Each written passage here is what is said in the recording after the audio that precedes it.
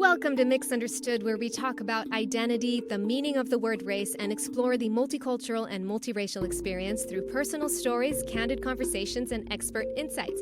I'm your host, Hanna-Lee. Thank you so much for being here today.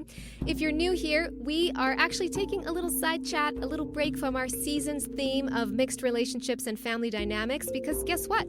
Mixunderstood and yours truly went to our first event for mixed people. What? So this episode is a little bit different from our usual format, but there's actually a lot of overlap with what we've been talking about in this season. I had the incredible opportunity to attend the Free to Be Fest, a celebration of the mixed experience right here in downtown LA. So this year was the first year for the Free to Be Fest, and it featured 2 short films and a TV pilot, all centered around themes of mixed identity and belonging. And I was fortunate enough to interview some of the attendees, which included mixed individuals and allies, and I tried to just capture their stories and insights and some of their thoughts on what it means to be mixed. We recorded this in an outdoor space. It was an outdoor rooftop in the heart of downtown LA, so I guarantee you that you will hear lots of background noise from the event, and also occasional sirens and honks and all of that wonderful collection of noise that happens when you're in a bustling area. So please bear with me.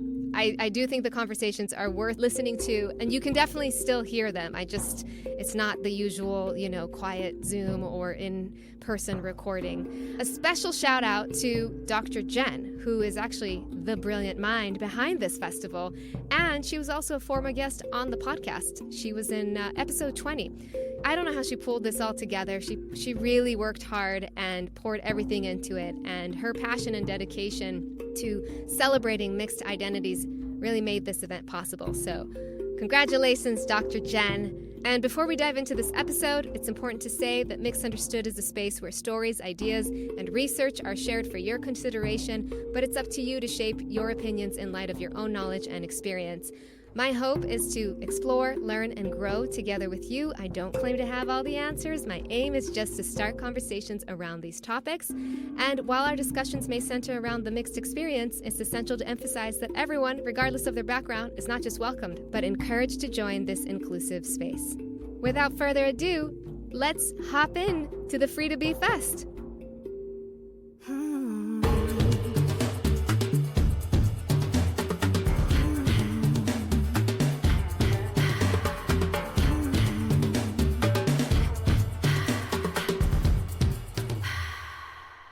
Have you ever been to a festival celebrating mixed people? And a second part B to that is, how does it feel to be here tonight?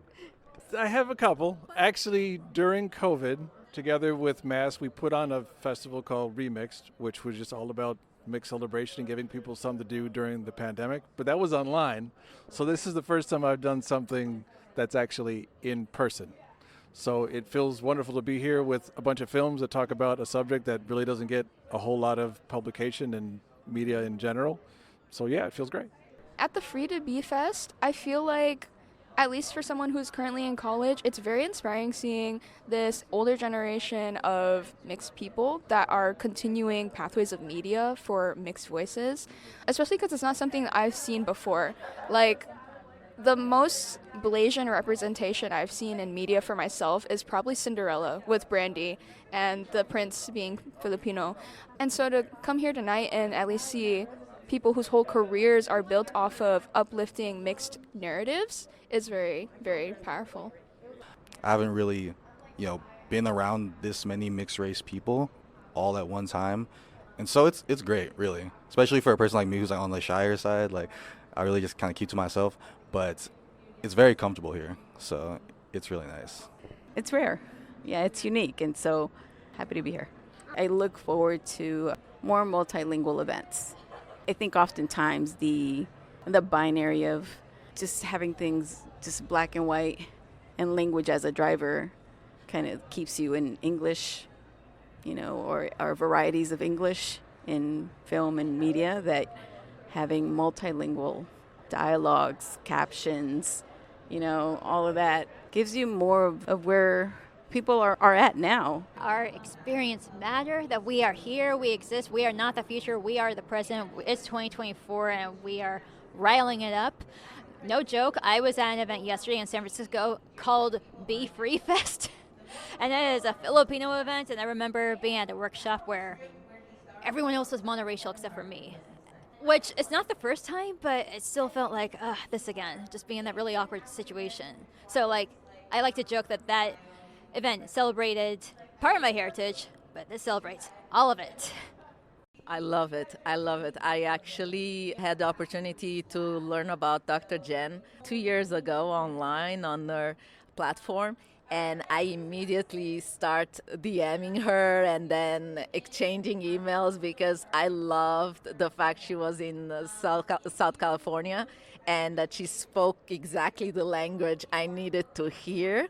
And although her focus is on interracial couples with mixed children, for me, having somebody that spoke that language and the things that I didn't have my parents having the opportunity to have for myself, help kind of connect with my child self, with that part of my mixedness that was never acknowledged properly or had the proper tools and language to, go through the world without feeling bothered by people bullying or making nasty comments or, backhanded compliments. So, yes, I loved it. And being able to see that an event was created to put people together to appreciate art that represent the mixedness without having to take specific sides, I think it's just heartwarming event that makes it more special, So, yeah, I love it. I love it being here.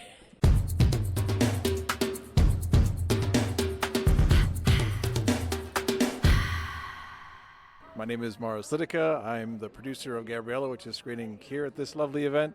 I'm the founder of the Blended Future Project and identify as he, him, and I'm Black and Latvian. I was born here. My dad's side of the family escaped Russia during the 40s. How time comes back again. My dad was born in Germany, but they immigrated to the U.S. and they met my mom at a burglar alarm company of all places. And A burglar alarm company? yeah, like when your alarm goes when your alarm goes off and there's the people that you call in the call center, they were in the call center. Wow. And then where did they settle? Oak Park, Illinois. My mom is from the west side of Chicago. I mean, they go back generations, slavery, all that. So they just met and settled and married, had 3 kids, and here we are. What was it like growing up as a mixed person in the United States? Well, growing up as a kid, there weren't, especially in Oak Park, there weren't a lot of us. To be honest, I think it was actually my DP who shot my very first film was the only other mixed kid that I knew in all of Oak Park, Illinois. But fast forward now, like when I went back for college, I was like, where did all these mixed people come from? Like where? How did it feel when you met all these other mixed people? I mean, it felt like the world was changing a little bit. It was like almost, the thing that you thought was this experience that you knew nothing about is actually more common than you actually think. And so this is something that you should probably know more about. Did you ever face any challenges or feel like you had advantages being mixed? How much time you got? I mean, the challenges were I had to learn about what racism was when I was in kindergarten because I had a teacher who did not like the fact that there was a mixed couple with a kid in their class, so she tried to put me in the special education program, which, for those of you who don't know, the special education is where if you have a learning disability, that's where you go, but it's like a stamp on your record, and then it's hard to get into better high schools, colleges, all that stuff. So dealing with that, and it seemed like every year, and this is like the early 80s, so it seemed like every year there was like a new challenge to go through. But when I was a teenager, I emigrated to Denmark, which is a whole other story. And there it was interesting because, being an immigrant, the first thing that people understood me as was not being, black and white. It was like, well, what country are you from? So it became like, oh, well, you're an American. That's the frame of reference that we have. Like, you say black or white, we know what you're talking about. It really doesn't matter to us. And I guess the advantage is that I can kind of fit into spaces where other people might not belong. Especially living in a place like Denmark, they don't like Turkish people or Pakistani people. Has to do with immigration and jobs and all that. But even though I look like I could be Turkish or Pakistani, if I say, oh, I'm an American, that automatically kind of puts me in somebody's good graces that would normally not like me. And there's countless times where that's happened over and over. My name is Iluaz Joy, and I am mixed of Romanian, Romani, and Angolan. That's my mixture. And I identified as mixed race. Yeah, I usually say, oh, I'm a cocoa peanut cocktail and go around that. I immigrate here. I came here 8 years ago, already past my 30s, so a full-blown adult. I was raised and grew up in Angola, but I was born in Romania. So born in Romania, raised in Angola, and now established in Los Angeles. Wow. So how did people treat you and perceive you as a mixed person growing up? Well, I come from an environment where being biracial, being mixed was part of the process because Angola was colonized by Portuguese, and people from the coast, they tended to have a lot of interracial marriages. So some way, even if my father is dark skinned, it can be considered like a multi-generational mixed person because there's like a long colonialist ancestor. However, because he then ended up marrying and having children with a European woman, Western European to be precise, I was biracial, and obviously I wasn't necessarily considered Angolan or fully accepted as African or Angolan or as a part of, the place where I was raised, and I spoke the language and I understood the customs and the traditions. So it was always a place in my mind where I felt that I needed my own place, my own island to call my homeland, because I never felt really at home, even if I was raised at home. On the other hand, in Romania, because my mom basically was kicked out of the country for marrying black men, just to summarize the story. The fact I was a child of a black person, and to make things worse, of Romani women, Romani are known as gypsies.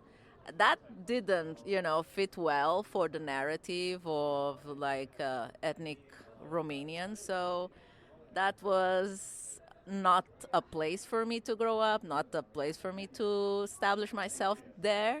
And good thing is I traveled a lot enough to realize that when I came to Los Angeles, this was the perfect melting pot to establish myself. Wow. It seems like you've been in a lot of situations where you didn't quite feel accepted or that you belonged, and yet you seem to me like a very confident, empowered woman. What helped you become this way? Where do you draw your strength from and your groundedness from? I would say privilege.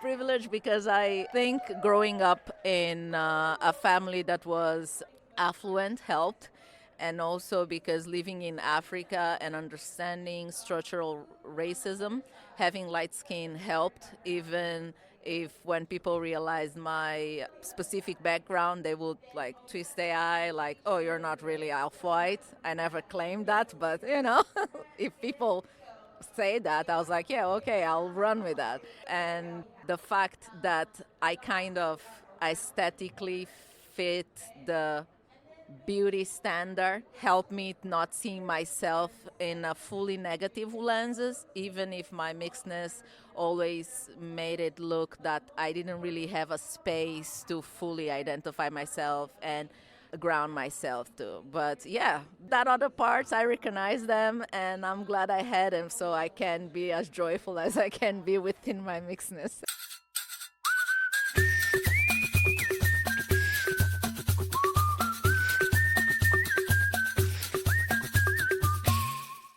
I'm Lauren Lola. I use she, her pronouns. I am a writer from the San Francisco Bay Area, and I'm here representing Mixed Asian Media. I'm Filipino, Portuguese, German, and Irish. So both my parents were born in the States. My dad was born in San Francisco. My mom was born in El Paso. In both sets of grandparents, one person was born here and the other person immigrated here. So on my mom's side, my grandmother immigrated here from Germany. On my dad's side, my grandfather immigrated here from the Philippines. So I was brought up mainly white, and I grew up very confused because you look in the mirror and you have black hair, dark brown eyes, brown skin, and it's like everything is not what it seems, everything is not what's being expressed, and I didn't feel like I could really embrace my Filipino identity because it was like being walked around on eggshells. So that was something I had to figure out for myself as an adult. Fortunately in a place now where I identify as Filipino American, I identify as mixed race, I'm proud of it. I still have challenges with it, obviously, but I'm in a much better place than before. I think there's something to be said when I have experiences of, like, on one hand, being asked if I'm a neo-Nazi. Yes, that's happened because I'm German. No one in my family is a Nazi. Just want to make that clear. And then on the other hand, I've been asked if I'm a cleaning lady because I'm Filipino. So to experience both sides of that is just a lot. So for people to think that, number one, you shouldn't assume a mixed person has the best of both worlds. I didn't. But then to go and make assumptions like that, not cool. Can't judge a book by its cover. How do you feel now about your mixedness? Because it seemed like you had struggled growing up. Have you gone through like a process where you feel more settled in who you are? Interestingly, the big part for me is just getting more involved in the Asian American community through like different nonprofits I've been a part of in the past and in the present, and through the Filipino American community as well. There's this quote from a film that I really like called Window Horses, where the line is, the more you learn about others, the more you deepen the understanding of yourself. And that line really struck with me, and I think it really encapsulates my journey with embracing my Asian identity, my Filipino American identity. That, and also the quote by Jose Rizal, no history, no self. And that could be N-O or K-N-O-W. My name's Thomas Lopez, and I am a board member of Multiracial Americans of Southern California. We are a nonprofit organization based here in Los Angeles. Been around since the late 80s, and we are just happy to be a sponsor for this Free to Be Fest. Anything that is multiracial is something that we want to be a part of here in Southern California and nationwide. So our themes are education, community, advocacy, and social justice. So we put on educational programming, we go to conferences, we make public appearances. We've been working with the Census Bureau for many, many years. And then we also have very community events, just places where people can socialize and just be and have their experience be normal, not be the odd ones out. It's where everybody looks as diverse as their own family, and that's just part of the normal experience. I'm multiracial myself. My father was Mexican American from El Paso, Texas, and my mother was German Polish from Milwaukee, Wisconsin. They met out here in Los Angeles while bowling, and they happen to just have a family like any other. And so I see myself as multiracial. I'm happy to say that the extended family that we had really embraced, both sides of the family. But I didn't realize growing up that what I was experiencing was particularly unique and different. I mean, I would talk to friends and I could say, oh, well, my family's from two different communities and theirs weren't, but it wasn't until I got older and out on my own that I realized, wait a minute, not everyone really lived this sort of really diverse sort of experience, where you had family members that were from very different cultures and spoke different languages from each other and that sort of thing. Most of my dad's family was from El Paso, Texas, and most of my mom's family was here in Southern California, Orange County. So I didn't see them together too often, although I recall pretty much our summers, every summer growing up, would be driving through the desert out to El Paso to visit with the family for a few weeks. As I like to say, someone was either getting married or buried, and that's why we would be out there. And those trips still, resonate in my mind because it was a time where I really got to see that side of the family, and they were I could really see how different they were from my mom's side of the family, which I had more regular contact because they were here in Southern California. You know, going out there, of course, everything was in Spanish. Music was louder, people were younger, people were having a lot more spicy food, and it was hot. El Paso in the summer is hot. Okay. Unlike hotter than you think it is even in LA. So it was just a very, very visceral, very sensory experience, just being out there. And even though they were, 1,000 miles away, we still felt very close. We would come over, we'd visit, and it was like no time had passed. It was always just family. And I'm happy to, say that I was raised in a very close-knit family, even though we were spread far apart, which is nice. I've grown up in the movement, the multiracial movement, in the multiracial community. I'm raising a multiracial family myself now, so I'm just hoping to make, a little bit easier for the next generation coming along, which I think is what everyone should be doing. I'm Ariana. I'm here volunteering. I'm a first-year student at UCLA, and I'm half white, a quarter Japanese, and a quarter Thai Chinese. I was born in the U.S. I was born in San Diego. Both my parents were born in the United States, and then my mom's dad is Sansei, so he's third-generation Japanese-American, born in California, and third generation. He was in the internment camps and all of that bad stuff. And then my mom's mom is an immigrant from Thailand, so she immigrated here when she was 18 years old. One experience I had was I was waiting for the bus one time in San Diego, just at the mall, and this random guy just walked up to me and he squints at me, kind of stares at me, and then he goes, "So, are you Chinese or Korean or something?" And I was like, "Oh," and then I just I ended up giving him my whole spiel. I was like, "Oh yeah, I'm half Asian, not Korean, but kind of Chinese," and I just explained the whole thing. Yeah. How does it feel when people do that? Not really great, but then I'm it's an opportunity to educate, and teach them more about the mixed community and things like that. Yeah. So my name is Sarah, and I'm the writer-director of Sahai. I'm David, and I was the co-director and producer with Sarah on Sahai. What was the inspiration to creating this film? Yeah. So for me, it really started when it's kind of a long story, but I went to a film festival and I saw a writer-director she was an Ethiopian Eritrean American, and so I loved her film and the representation that it showed of the Ethiopian culture.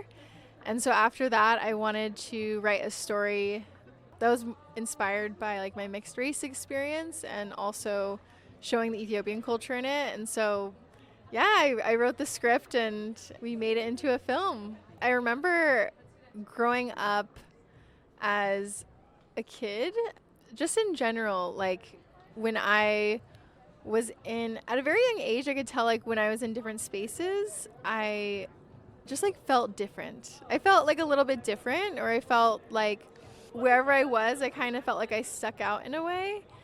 But that was a feeling that I think I felt a lot of my childhood was not knowing where I fit. And so now getting older, I'm I've grown into my own and embraced my mixed experience and feel really proud of it.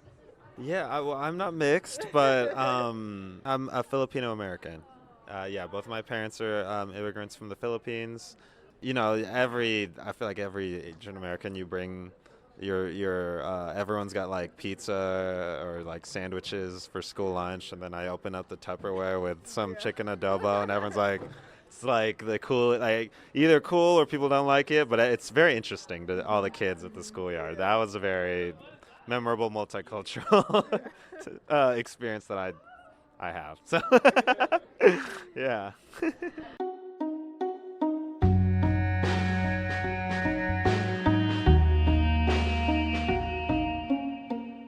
My name is Ate, like latte without the L. I'm mixed Tahitian and white, and I'm a therapist. What brings you to the Free to Be Fest tonight? Have you ever been to a festival celebrating mixed people? I have not, no. This is my first time. Yeah, it's pretty exciting. How was this evening for you? It was really wonderful to see the films.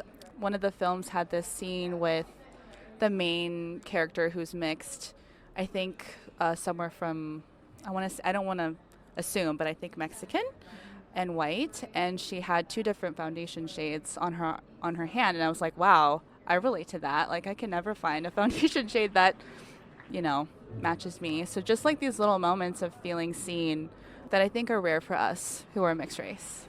What was your experience like growing up as a mixed person? Ooh, I feel like that's a big question. Well, I think there's a lot of privileges in it. I think as someone who's more racially ambiguous, just feeling like I get like this automatic pass or freedom, like free entry into different cultures of people thinking that I am whatever they are. But then when it comes to being Tahitian and white, a lot of gatekeeping when it comes to being Tahitian, and a lot of feeling like kind of the token foreign person in white settings. One memory that comes to mind, I remember I went to Thailand for the first time. And I just happened to be seated at this table by myself and at a restaurant. And the server, he totally interpreted me as Thai. And I had to keep saying no, like that's really cool. You think I'm Thai, but I'm not. And whenever I say that I'm Tahitian, people don't know where that is. So I had to kind of do my spiel to see if I could orient him.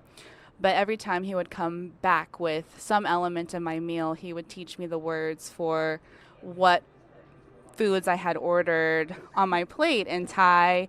He told me how to eat the meal. He showed me how to mix the sauce. He said you have to eat it with a fork and a spoon. I think that's an example of just being included without necessarily doing anything special, which is a unique part, I think, of being mixed. I think specifically when it comes to being Tahitian, and I grew up in Santa Barbara, which is a very white, affluent area. People only have certain markers for what Tahiti is, like Bora Bora and maybe the dance, but there's so much beauty to it. And so I think it feels like no matter what I do, I'm not always seen or understood, no matter how much I try. Yeah, I would say that's the main one. What's your favorite thing about your heritage? Or some of your favorite things about your heritage? Well, I love a lot of things about being Tahitian. For one, an example would be the tattoos. This tattoo is about being mixed, actually. Oh. This is mom, female, moon. This is dad, son, masculine. And then these parts are more about protection. But yeah, I think just the way that Tahitians are creatively, the food, of course. And I think in terms of the values, they're very loving and caring. They just embody the sense of generosity. Hi, I'm Panita Khanna, and I'm Asian Indian, and I'm married to a white man, and my son is multiracial, half Indian and half white. When my son was born, I was cognizant that he's mixed race, and I was looking for a community. And through that, I got to meet people at various organizations. And then through that, I met Jen, which I was very excited about because she's half Indian, just like my son. She's Sri Lankan. And so we connected and have remained friends. And in fact, a more interesting tip about that is that Jen dances South Indian classical dance, and so does my son. And they actually danced on stage together years ago. Wow. So what was it like raising a mixed kid here in the States? Were you born in the States? I was actually born in India, but I was raised in Chicago, so my parents immigrated when I was very young. So, I know American culture, but India has such a rich culture, so we were raised being Indian. So I wanted my son to have that cultural background to stay with him, the Indian part of him, but also he's white, he's American, and I was struggling, which is why I was looking for a mixed race community to try to figure out how to help him navigate through life. And so we did Indian things, we did American things, and I watched him as he was growing up, getting more comfortable with his identity. And I think that's something that parents, I strongly believe that parents of multiracial kids should actually start engaging with the multiracial community so they can help their child, especially in teenage years, go through identity changes and challenges and try to figure out how to explain themselves to various communities. What are some of the biggest key lessons you've taken from working with Jen and this journey that you've gone on to become more aware and gather more tools to support your son? So, we joined, the Multiracial Association of Southern California, MASC, and so they were all very helpful. So we started learning language about how to talk about identity as he was growing up.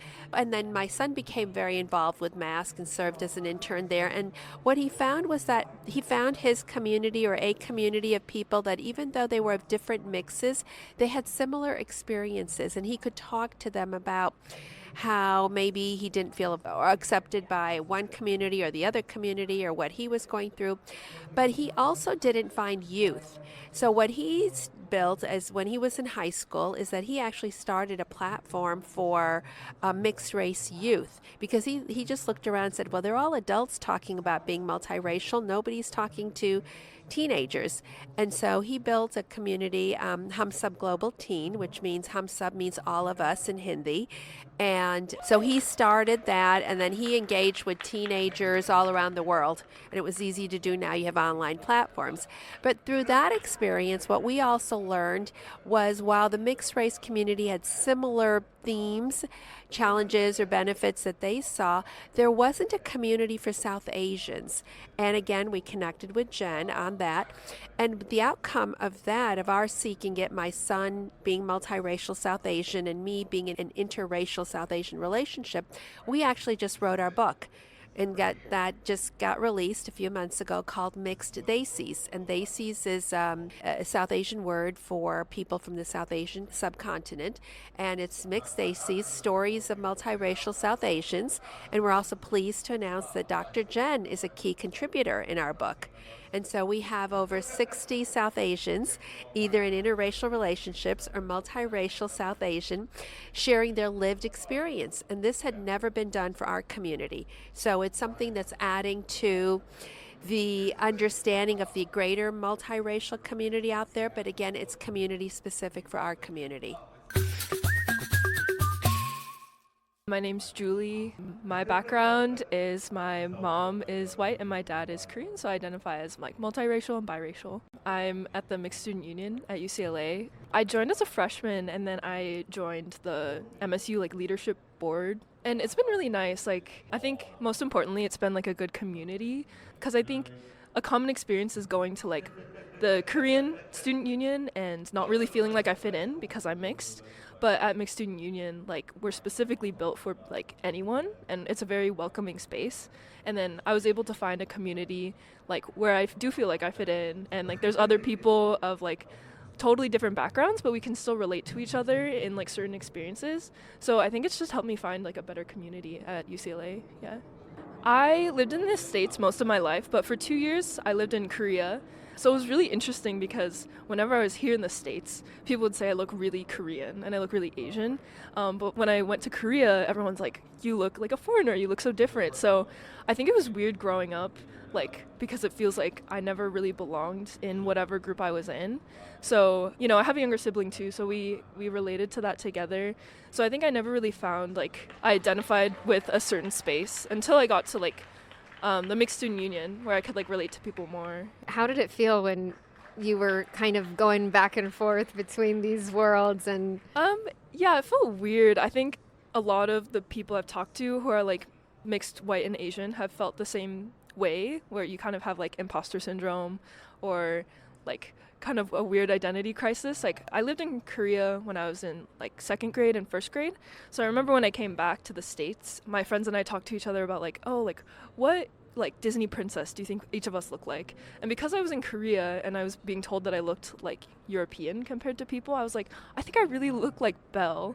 But then all of my peers were I think you look like Mulan. All of these white girls at my elementary school were I think you look more like Mulan. So it was really weird for me because the way I perceived myself was different from how I perceived others. But I think growing up, I've come to accept more about it's not that I don't belong in either community, but I can belong in both, or I'm something more. I have a mixed community. So I think talking to my sibling about that, or talking to other people at clubs about that, has really helped me come to terms with my identity more. Yeah.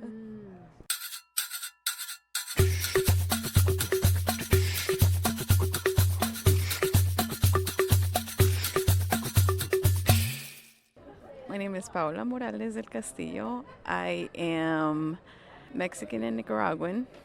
I am also a child of deaf adults that are both immigrants. And I'm multilingual, bimodal multilingual. So I know 2 spoken languages and 2 sign languages. And how I identify, I generally just rattle off my combined heritage. You know, being an immigrant myself and being born outside the U.S. and then going back and forth, traveling to Latin America and the U.S. So I was born into the deaf world. So it made for some interesting family gatherings, especially because family members, you know, just society has so many ideas, projected ideas about what disability means, right? And, you know, whether it's religious, ideological, whatever it is, you know, it's a punishment from God. You must have did something in a past life. The mother must have did something wrong, you know, and really they just miss the fact that that difference and sameness is part of the biodiversity of humanity, the human diversity. I can also say that you have deaf parents that society sees as disabled, and so you as a child, you know, you have secondary trauma too. You know, that's part of it. Yes, it's wonderful that my parents and the deaf communities I belong to have a way to connect, and language is that vehicle, but you know, it's beyond that. It's not just, you know, superficial conversations. Like, these are folks that are, you know, I guess in some sense kin, but it's not without its problems. I mean, the deaf world definitely is a microcosm of the bigger world. We live in the world, right? Where spoken languages are a minority, where it's phonocentric, where there's linguicism, you know, the idea that spoken languages are better than sign languages because, I don't know, Plato or Aristotle said that, you know. It really makes you just aware of how ideology gets in the way.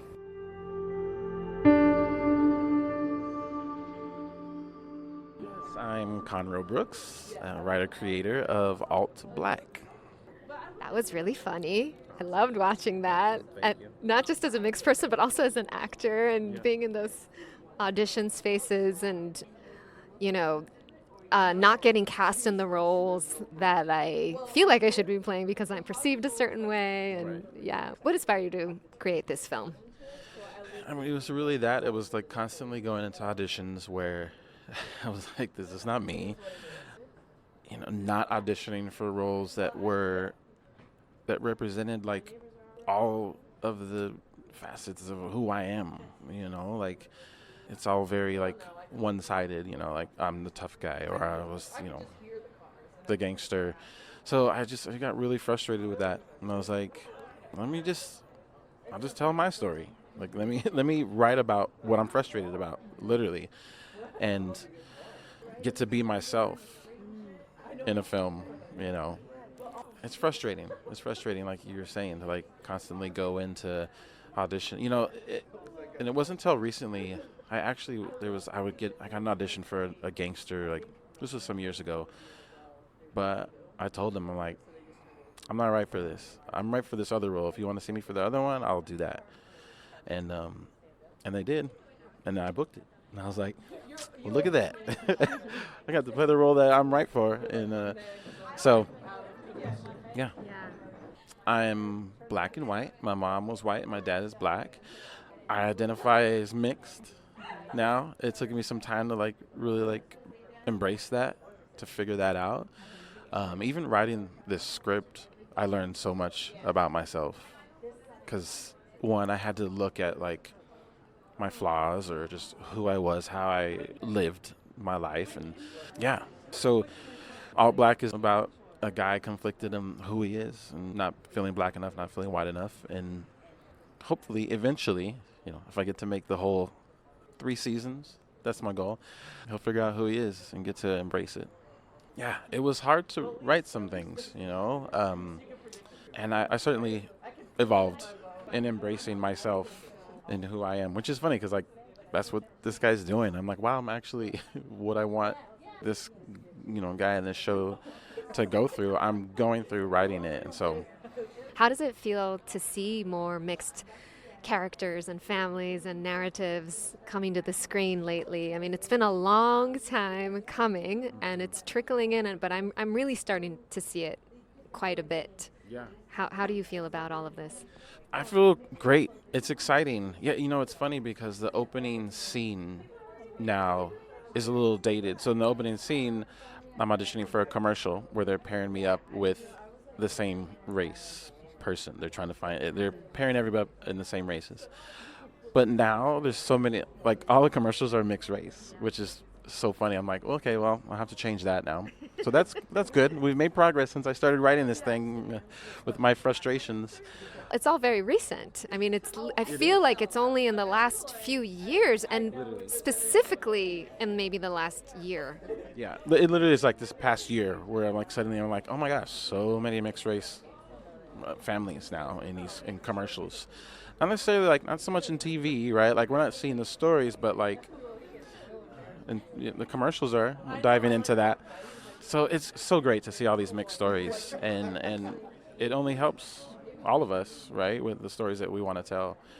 While I was writing this, I was doing a show, and kind of for the first time in my life, all of my friends in the show were black. I had a group of black friends, which is growing up. My group of friends was very mixed. We were all diverse, black, white, Mexican, and so all of these guys that are my friends also struggle with not feeling black enough, and they're black, like full black. And so it was very, very interesting to meet these guys that are black, but shared the same feelings that I have of like not feeling like we fit in with what black is. And so it was just, I got this strength. I spent 5 years with these guys on tour, and so I found strength in just embracing exactly who I am. And I don't need to be what other people think I am. Like nobody can tell me what I'm supposed to be. Like, no, I'm me, and this is what I'm doing in my life, and this is who I'm going to love, this is who I'm going to be friends with, is what it is. So I'm Camille. I'm actually a therapist, so that's how I know Jen. And I am Filipino and black. Population I work with is with racial identity and with interracial couples. So I do a lot of that work. So it's a lot of fun. So I'd love to be here. Love to have all of these conversations are so stimulating and really comforting to kind of be around. So, yeah. What got you into being a therapist for mixed couples? So I got into my work just from personal experiences. I was also on the other side, so receiving therapy as a client. And so I found it really powerful and meaningful. And so that's why I decided to do the same thing and continue to impact lives in the way that I was impacted. And hopefully that carries on. So that's the goal. What was your experience as a mixed person growing up? It was interesting, but a lot of fun also at the same time. I actually grew up in the Philippines, so that in and of itself had its own, layers and nuances. And then moving to the U.S. at 16 also had its own experiences. So I think that it was both. It was fun. It was confusing. It was a journey for sure. So that's why I like to tell my story and use my story as a way to help impact others through therapy.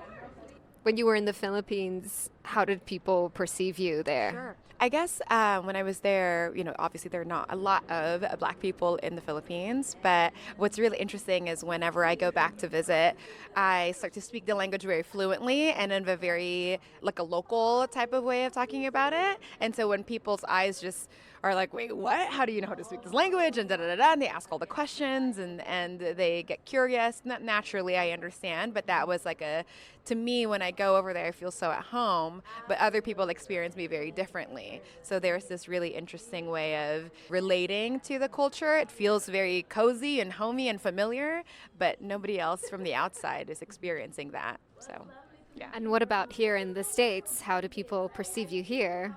It depends for whoever is asking the question, I guess, or whoever is curious about how I identify or what my experiences are. So it really just, it varies. You get somebody, because it is more of a melting pot, especially here in Los Angeles, there is a bit more of a, I guess it varies. The responses vary. Some people can pick up, oh, you're totally 100% Filipino, and then some people are like, wait, I had no idea. But definitely I identify as both, but I think primarily my experiences are, I would say experiences are more so in the, identifying more as the Black community than I am with the Filipino. But both are, yeah, both show up from time to time depending on where and when.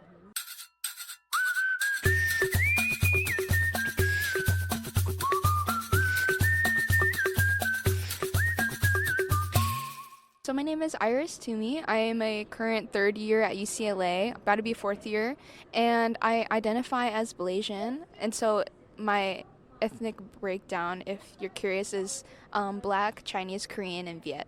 My mom is also mixed, so there's a layer there at least of multiculturalism that is passed down from my mom specifically. And then my dad wasn't necessarily in my life, so I met him later in my life. And that was interesting, at least meeting my extended family and seeing how similar they were in terms of culture after not having access to that culture for the very early years of my life. I feel like most of the stories that I have are stuff that has been passed down to me, at least from my mom and her experience growing up, because her parents were both immigrants. One was from Liberia, the other was straight from China, and they met in SF, and they had my mom. And so for my mom growing up in a family that was predominantly Asian, and she didn't grow up with the father side of the family, the African side, for her presenting as fully Black, she looks like a fully Black woman, but she speaks Cantonese and Mandarin. So for her, a lot of that was confusing, at least growing up. And then meeting my father, she got a lot of backlash with that as well because she presents as fully Black. You know, no one thinks that she's Asian. And I remember a story she told me that really shaped my identity in terms of realizing that it's a lot different than I expected when I was growing up, was at least with her and my father, when they were walking down, you know, a street in SF in, you know, the 90s when they got together, there was a homeless man that spat at them and was like, you guys do not belong together. And I just thought that was interesting as a kid. She would tell me stories like that, and it made me realize my identity belongs in varying places, but for other people, what they see is an identity that belongs in one specific place in their mind, and that can be, at least for that homeless man, that identity can be unacceptable or something that's not allowed to exist. Yeah, so my name is Lars Broussard. I am Black and Filipino. My mom is the Filipino one, and my dad's the Black one. It's the usual case, you know, but we having fun out here. For the longest time, I kind of just did just Black, just because, like, I was always just sort of told to just pick one or the other, because it was kind of, like, it's confusing, you know, especially, like, growing up. I grew up in a lot of, like, white neighborhoods, so immediately they saw, like, the Black side, right? And so I was just like, okay, might as well just choose one side or the other just to make it easy. But as time went on, after I graduated high school, graduated college, went to grad school and everything, I just figured, like, all right, well, especially when I'm filling out these applications of, like, oh, what are you? Like, you know, this, and then it's like, okay, well, it's kind of time to probably just choose both, you know? So, yeah, I choose mixed race, 2 or more races. It seems like the main thing that they always have on there. Black and Filipino, and I'm very proud of it. I feel like one of the main things that I love about being Black is the exploration of, like, different hairstyles that you can use. For the longest time, I had really long hair. I had, like, hair down to, like, my shoulders, and so I had all these different types of, like, intricate braids. It was always the most amazing thing, because when I was younger, my dad never wanted me to get braids, because going back to growing up in white neighborhoods, you know, he has to think about, oh, what does he look like, you know, when other people, you know, see him, and it's like, you know, the whole, oh, you can't be too thuggish, you know, you never know what's going to happen. But as time grew on, of course, as I became an adult, do what I want to do, I ended up getting braids, and it was great. You know, it was so fantastic. And for Filipino, I mean, the food's fantastic. My mom is an amazing cook. Shout out my mom. She makes an amazing chicken adobo. And I mean, for both, like, family is a very, very important thing with both Black and Filipino sides. I have a very tight, close-knit family. And, even though my parents kind of like didn't really talk about mixed race that much, it was never really like an issue. They always let me, be myself, kind of like grow into like who I wanted to be. I never had like race be like a defining issue, but also at the same time, really let it figure out for myself and kind of just blend the best of both worlds. So, like race-wise or like nationality-wise, I get Samoan a lot. Samoan, Black and Mexican, I get that a lot. Black and Korean, I get that a lot. But it happened like so much when I was younger. Like it got to a point where I was just like, it doesn't really bother me. And I feel like I have thicker skin than like most, so it never really bothers me. But I think also like a way, like a mindset that I've sort of thought about and switch it in this perspective is like, if a person doesn't know and they're not coming from a place of ignorance, or even if they are, as a mixed race person, I feel like maybe it's not my responsibility, but like it's a chance for me to show them a little something about mixed race, because I feel like there's like a lot of like questions because it's so new still. And so I feel like as a mixed race person, it's nice for me to be able to be like, yeah, I'm this and this. I'm not just like half of a person or half of this person. Like I'm fully this and fully that. And so it's great, honestly. It's great being mixed race. A lot of people like to use the term exotic to like, describe who you are. And that was something, when I was going to college, I went to UC Irvine. There was a lot of like people that just weren't really, they didn't understand mixed race just because it's very like monoracial over there. And so like not that that's a bad thing, but it's like they just don't understand. And so you get a lot of people that are just like, oh, like, what are you? You're very exotic, this and that. Like it's a bunch of just like, random stuff that I feel like people, they want to know because they feel like they want to categorize you. And I feel like, there's like a beauty in like not knowing, or like ambiguity of it all. I don't know. And especially like if I were to go back and like tell my younger self, like just be who you are, because you feel like you have to be this or you feel like you have to be that because people want to put you in a box. Just be you. It's confusing, but I mean, we all confused, at the end of the day. Like, just be yourself. You'll figure it out, and just embrace who you are, really. So just be proud of who you are. Just be proud, because everything else will fall into place. Keep being who you are and don't be afraid to always be all of yourself. One of the people at our conference a couple years ago, she's Blasian, so she said that she's not 50% black and 50% Asian, but she's 100% black and 100% Asian because, like, just because you're mixed doesn't mean you're not fully a part of a certain identity. I think I tell that to my younger brother all the time because he's kind of going through, like, the identity crisis right now. I'm like, if people think you don't look Asian, they've just never seen, like, an Asian person who looks like you. Like, it's not, like, how other people perceive you isn't, like, doesn't compromise your identity. And I think surrounding your, like, trying to connect to your culture and realizing that yourself has been, like, really important. Well, I just hope that the multiracial people out there stay in touch and they be aware of these events that are there. Oftentimes when people come to the events that Mask puts on or sponsors, a common phrase that we get from people is they feel like they've come home. They feel like they found a community, a place where we hold space for them to talk and to share. And we may not even see them again. They may only come to one event that we've ever seen them. But I like to say, hey, for that moment we touch them and they at least know that we are out there and we're doing this and we're trying to advocate for them. And I hope they stay in touch, learn something, build community, get involved. It's there for you if you want it. Just reach out for it. Embrace all of who you are. All of your identity matters. And for any parents of mixed race kids, especially if you are white, do research. All right, everyone. I hope you enjoyed this episode, and hopefully it'll be back next year again, and it'll keep growing and growing and growing. I will put in the show notes links to all the things that were mentioned or referenced in today's collection of interviews if you want to follow up or look up some of the things that people mentioned. And that's it. If you enjoyed this, share it with people you know, share it with someone who might benefit from this. Follow the podcast, subscribe, leave a review. That would be amazing. You can also rate it, like a 5-star rating. That would be nice. And join the Patreon. There's a Patreon. The link is going to be in the show notes as well.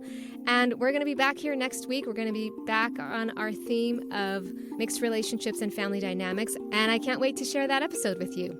But for now, I'm going to say bye-bye. Thank you to all the wonderful people that were willing to be interviewed for this episode. And I will see you next week. All right. Bye. This episode was produced by me. Music by Matthias Kunzli.